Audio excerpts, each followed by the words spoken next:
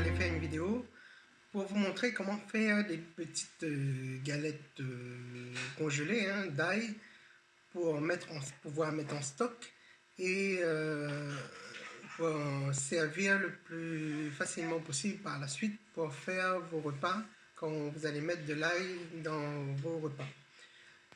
Vous allez voir pendant cette vidéo, je vais mettre les photos que j'avais fait ici et au fur et à mesure que je vais expliquer. Pour commencer, j'ai pris des têtes d'ail, environ 1 kg, et j'ai épluché les gousses d'ail. J'ai passé, comme vous voyez, j'ai passé au robot pour bien que ça soit bien en purée, de façon quand on va mettre ça dans le carré, dans le plat, ça va fondre facilement. C'est pour ça que j'ai fait des trucs aplatis pour congeler, comme ça c'est pas en boule. C'est aplati pour pouvoir bien fondre facilement. Voilà, j'ai passé ça dans le robot. Voilà, là c'est en purée. Dans ce purée d'ail, vous allez mettre 3 cuillères. Pour la conservation, vous allez mettre 3 cuillères d'huile. L'huile de votre choix. Et moi j'ai mis l'huile Usioca pour ne pas faire de la pub.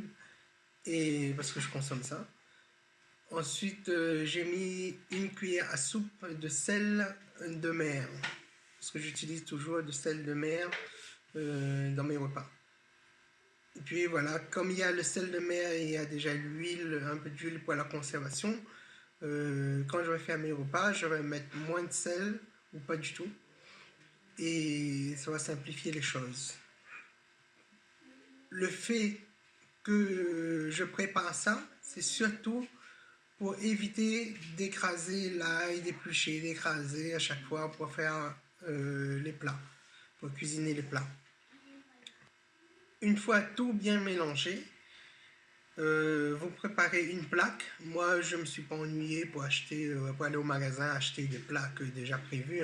J'ai pris un morceau de carton, j'ai mis 2 feuilles d'aluminium dessus, histoire de faire une plaque bien comme il faut. J'ai mis de l'alu.